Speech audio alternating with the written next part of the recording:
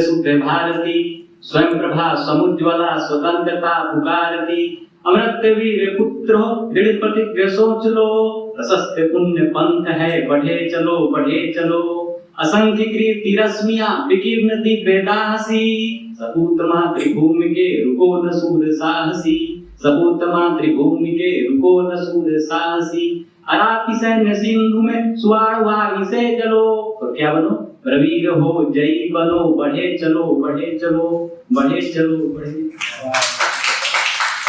तो अब केशवदास की ओर बढ़ते हैं।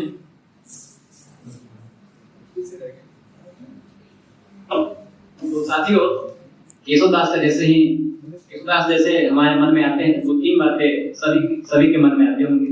पहली बात कि केशवदास रीति काल के कवि हैं और कवि ही नहीं आचार्य है ना अंग्रेजी आचार्य। तो इसको थोड़ा सा डिफरेंट है कवि और आचार्य में। आप पहली बात आप जानते हैं और दूसरी बात ये भी आता है कि केशवदास रीति काल के प्रथम कवि थे। मतलब कवि नहीं थे, मतलब कि रीति काल के प्रारंभ करने वाले थे, प्रवर्तक। ऐसा सब लोग नहीं मानते हैं, डॉक्टर नरेंद्र मानते हैं। ठीक है, तो पहले रीति काल पर बात करते हैं थोड़ी सी। हिंदी साहित्य का उत्तर मध्यकाल आचार्य रामचंद्र शुक्ल के अनुसार 1700 से 1900 तक माना गया है, जिसमें समान रूप से श्रृंगारपरक लक्षण ग्रंथों की रचना हुई। नामकरण की दृष्टि से विद्वानों में पर्याप्त मतभेद का विषय रहा है। मिश्र बंधुओं ने इसे अलंकृत काल कहा है, जबकि आचार्य रामचंद्र शुक्ल ने इसे रीति काल, पंडित विश्वनाथ प्रसाद मिश्र ने श्रृंगार काल की संज्ञा देते हैं। पर इसे पूर्णतः श्रृंगार काल कहना भी गलत है, क्योंकि भूषण जैसे कवियों ने वीरस की रचनाएं भी कर रहे थे। ठीक है, और पूर्णतः अलंकृत काल कहना भी गलत है, क्योंकि रीति काल की कविता केवल अलंकृत ही नहीं, इसके इतर काव्यांगों को भी इसमें यथोचित स्थान प्राप्त रहा है। इस काव्यांगों का मतलब आप समझ रहे होंगे काव्य का काम। तो काव्य का अंग सिर्फ अलंकार ही नहीं है, और भी है, रस है, गुण है, छंद है, ये सब भी है। तो इसलिए केवल रीति काल को अलंकृत ही काल कह देना ही गलत है। ऐसा मैं नहीं कर रहा हूँ, मतलब कहा गया है। ठीक है, तो जैसे रस, छंद, अलंकार, गुण है आदि, और इसमें संदेह नहीं है कि इस युग में अधिकांश रचनाएं श्रृंगारी की हैं, लेकिन ये आश्रय दाताओं को प्रसन्न करने के लिए लिखी गई है। जो कवियों द्वारा श्रृंगारपरक रचना लिखी गई वो आश्रय दाताओं को खुश करने के लिए, प्रसन्न करने के लिए लिखी गई है। इनका प्रेरक तत्व कवियों की काम वासना नहीं, अर्थ था, अर्थ पैसा कमाना। जो विलासी आश्रयदाताओं को इस प्रकार के काव्य की रचना करके ही प्राप्त किया जा सकता था, अर्थ। फिर अभी बात करें, हाँ, रीति काल में रचना का आरंभ एक संस्कृतज्ञ ने किया, वही केशवदास। ये थे आचार्य केशवदास, जिनकी सर्वप्रसिद्ध रचनाएं कवि प्रिया, रसिक प्रिया, रामचंद्रिका है। कवि प्रिया में अलंकार और रसिक प्रिया में रस आते हैं। रस सउदाहरण निरूपित है, लक्षण दोहों में, उदाहरण त्रिक सवयों में है। रामचंद्रिका केशव का प्रबंध काव्य है, जिसमें भक्ति की तन्मयता के स्थान पर एक सजग कलाकार की प्रखर कला चेतना उसमें प्रस्फुटित हुई, इसमें रामचंद्रिका में। तो यदि केशवदास की बात करें तो केशवदास का जन्म 1555 में हुआ। इनके जन्म में कुछ विवाद वैसा नहीं, 1555 में ही हुआ। विवाद खोजने की कोशिश की लेकिन नहीं मिला। केशवदास का जन्म 1555 में हुआ और मृत्यु 1617 ईस्वी में हुआ। इनके पूर्वज संस्कृत के विद्वान थे। केशवदास ओरछा नरेश महाराजा राम सिंह के भाई इंद्रदीप सिंह के सहाकवि थे और यहाँ इनका बहुत सम्मान था। केशवदास को रीति काल का प्रवर्तक कहा जाता है। ये संस्कृत काव्य शास्त्र के सम्यक परिचय कराने वाले हिंदी के प्राचीन आचार्य और कवि। इनके पिता का नाम काशीराम था, जो ओरछा नरेश मधुकर शाह के विशेष स्नेहभाजन थे। इनके पिता और मधुकर शाह के पुत्र थे राजा इंद्रदीप सिंह, जो इनके मुख्य सदस्य थे, मतलब केशवदास के राजा इंद्रदीप सिंह, है ना। वे केशवदास को अपना गुरु मानते थे। कौन? राजा इंद्रदीप सिंह। इंद्रदीप सिंह की ओर से इन्हें 21 गांव मिले हुए थे केशवदास को, इसलिए वे आत्मसम्मान के साथ, ठाट बाट के साथ विलासमय जीवन व्यतीत कर रहे थे केशवदास जी। और केशवदास संस्कृत के बहुत बड़ा विद्वान थे। उनके कुल में भी संस्कृत का ही प्रचार था और नौकर चाकर भी संस्कृत ही में बोलते थे इनके यहाँ। उनके कुल में भी संस्कृत छोड़ हिंदी भाषा में कविता करना उन्हें कुछ अपमानजनक सा लगा था। और एक बार वो लिखते हैं इस बारे में केशवदास कि भाषा बोल न जान ही जिनके कुलपेता, इन भाषा कविता करी जन्मति केशवदास। केशव बड़े भावुक और रसिक व्यक्ति थे। देखिए, ध्यान दीजिएगा। केशव बड़े भावुक और रस व्यक्ति थे। कहा जाता है कि एक बार वृद्धावस्था में वे किसी कुएं पर बैठे थे। वहां पानी भरने के लिए आई हुई कुछ स्त्रियां, मतलब कुछ नारियां, उन्हें बाबा कहकर संबोधित किया। उनको बड़ा दुख लगा।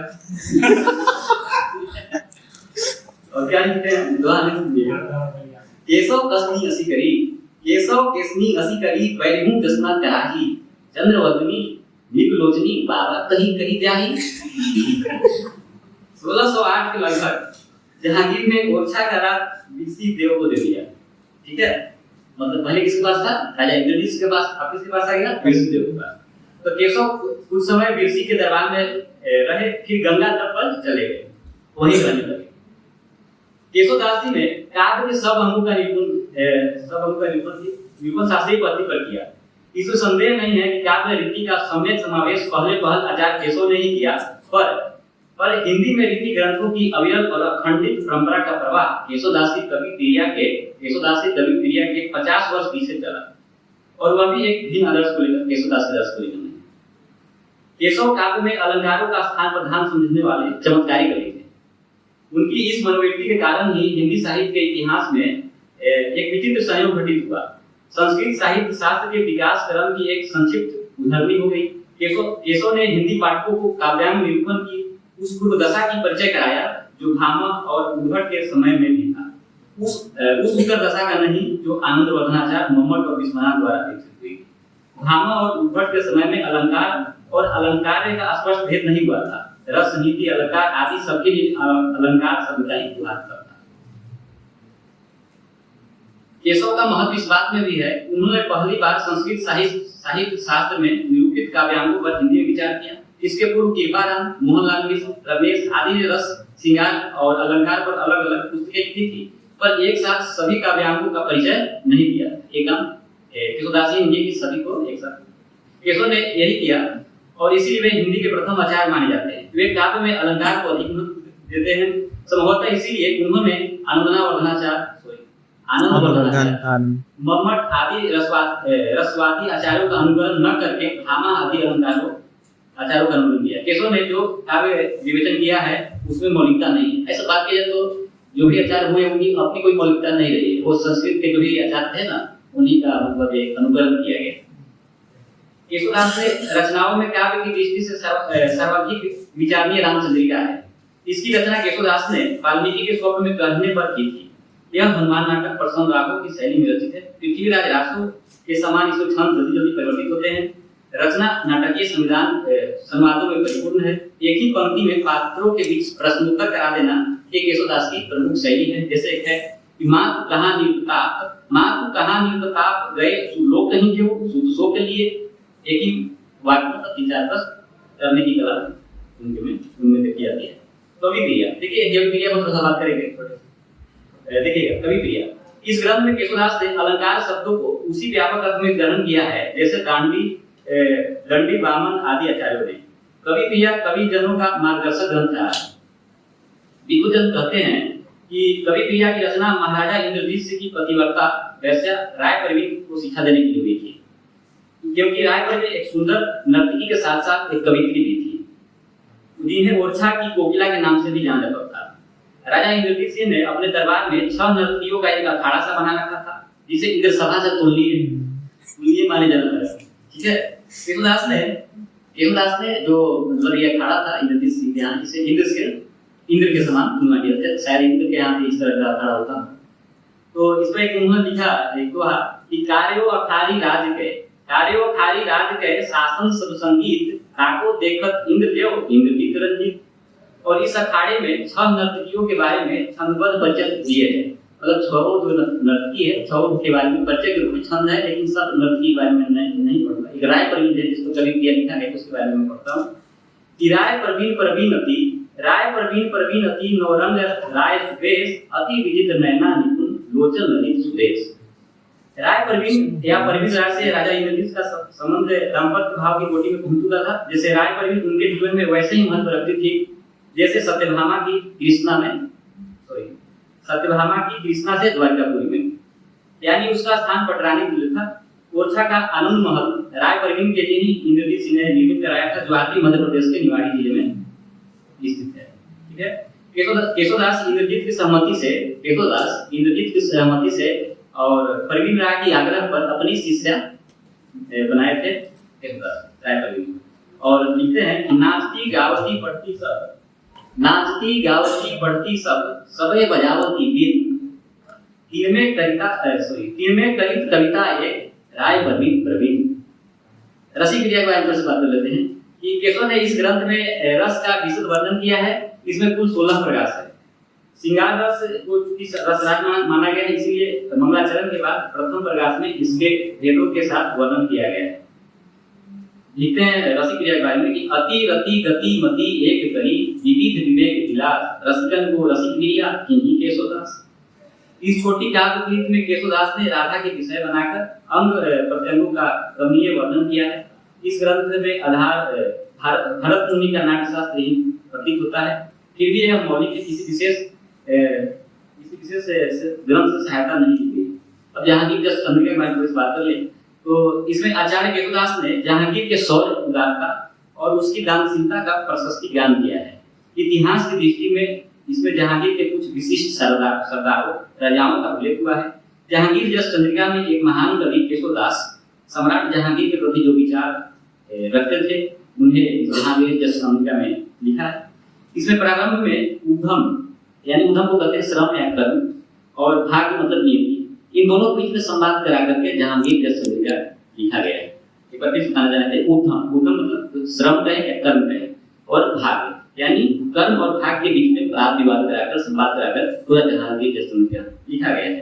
ठीक है, तो इसमें क्या है कि इसमें दोनों पक्ष अपने आप को महिमा मंडित करते हैं। भाग्य कहता है कि हम पढ़ा और ये कर्म कहता है कि हम पढ़ा, इसी का महिमा मंडित होता है इसमें। उद्यम यानी श्रम या कर्म कहता है कि जीवन में श्रम ही प्रधान है। कर्म कहता है कि श्रम ही प्रधान है, जो कर्म नहीं करता उसे कोई उपलब्धि नहीं मिलती। तो भाग्य कहता है कि कितना भी श्रम कर लो, अगर भाग्य में नहीं है तो कुछ भी नहीं मिलेगा। ठीक है, प्रारंभ में 25 छंदों में यही विवाद चलता रहता है। विवाद बहुत बढ़ जाती है, तब उद्यम और भाग मतलब बात विवाद बहुत बढ़ जाती है, तो फिर आकाशवाणी होती है। मतलब ऐसा जहांगीर जस चंद्रिका में आता है, ये आकाशवाणी होती है कि मथुरापुरी जाओ जिसकी रक्षा शिवजी करते हैं, वहां जाकर उद्यम और भाग पूछता है शिवजी से कि हम दोनों में बड़ा कौन, भाग बड़ा की कर्म बड़ा।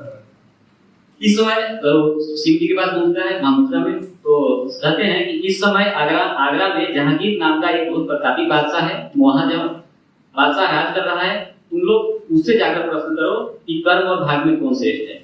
और फिर जब आगरा पहुंचता है तो उस नगर के वैभव को चकित भाव से देखते देखते जहांगीर शाह के दरबार में पहुंच जाता है कर्म और भाग। ठीक है, और फिर इन दोनों के माध्यम से केशवदास जहांगीर के ऐश्वर्य का वर्णन करते हैं। जैसे कर्म और भाग मतलब जहांगीर के ऐश्वर्य को देख करके चकित भाव से और करता मतलब प्रश्न आपस में उन दोनों लोग करते हैं। जहांगीर की पूरी सभा पर दृष्टि डालते हुए कर्म और भाग आपस में प्रश्न करते करते सभा द्वार पर पहुंचते हैं, तो इनके आने की सूचना शाह तक पहुंचती है। शाह इन्हें ससम्मान सभा में बुलाकर पूछते हैं कि अब आपने आने का कष्ट कैसे किया। तब उद्यम और भाग अपनी समस्या उनके सामने रखते हैं। जहांगीर अच्छी तरह विचार कर उत्तर देते हैं और बताते हैं कि मेरी जानकारी में उद्यम और भाग दोनों का महत्व समान है। उद्यम यानी कर्म से भाग और भाग से यानी कर्म, दोनों का पारस्परिक संबंध अत्यंत घनिष्ठ है। तो इसी कहकर मैं अपने वाणी अपना स्थान ग्रहण करता हूँ।